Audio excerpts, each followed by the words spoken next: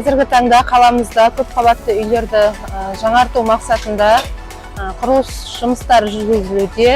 Ол бізге қала тұрғындарына ұнайды. Қаламыздың сәні кіріп қалды. Бұрынғы кезге қарағанда қазіргі таңда қаламыз көркейіп, гүлденуде. Қолдаймыз, жақсы болса, конечно.